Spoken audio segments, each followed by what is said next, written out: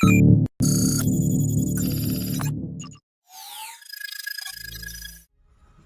today's digital age, a new and menacing threat looms over our interconnected world. It's called ransomware, a type of malicious software that can cripple businesses, organizations, and even individuals.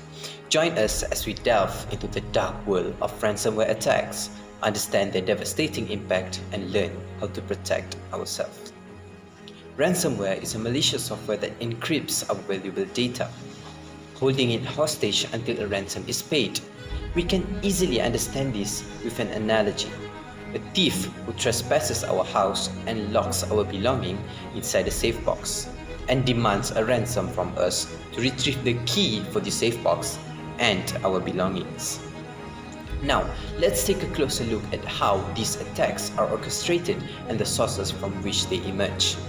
Attackers gain access to their victims' system through various sources. One common method is through phishing emails.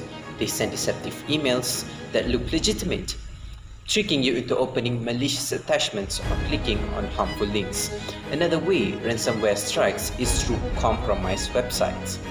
Just visiting one can initiate an automatic download of ransomware, exploiting vulnerabilities in our system or web browser. Malvertising is yet another technique used.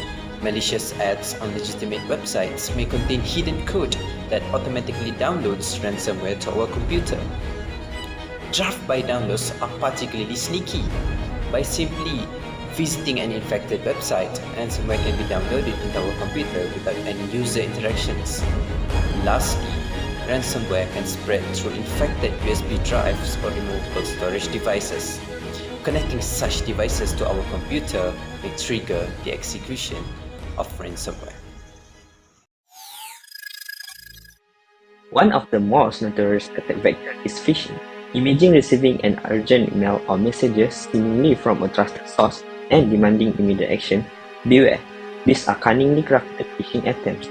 By clicking on malicious link, you inadvertently invite ransomware onto your devices. Once activated, this ransomware encrypts your files or link them hostage until a ransom is paid to the attackers. Another method involves exploiting vulnerabilities in our software and operating system. The software we use daily may contain hidden weaknesses, and attackers capitalize on these flaws to deploy their malware. Whether it's through infected website or deceptive software updates, ransomware can find its way into our system, locking away valuable files until a ransom is extorted. Furthermore, remote desktop protocols serve another insidious ransomware attack vector. RDP allows more access to computers over the internet, but when truly secured, it becomes a gateway for attackers to implement ransomware on our system. So at the minimal impact level, ransomware attacks target individual users. Meet Ameline, an average computer user who unwittingly opens email attachment infected with ransomware. As the malicious software takes hold of her computer, all her cherished photos and vital documents are encrypted and rendered inaccessible. So Emmeline is now faced with the tough decisions: pay the ransom to potentially retrieve her data or accept the loss of her cherished memories forever. Moving up to the scale, ransomware attacks can cripple small businesses.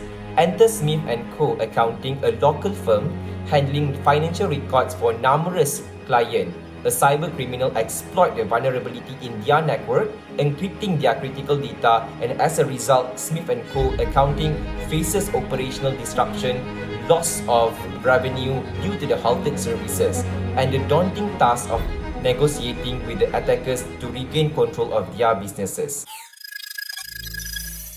Now, let's talk about how can we prevent and detect ransomware attacks, particularly for the university community. Here are some best practices to stay safe. The first step is, we should install reputable antivirus software. Use trusted security solutions that can detect and block known malware signatures and suspicious activities. In addition to that, we must keep our software up to date.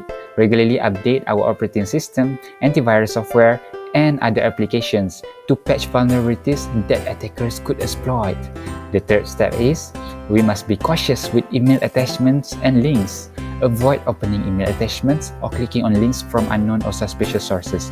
Verify the legitimacy of the sender and exercise caution even with seemingly innocent emails. Next, we should backup our data.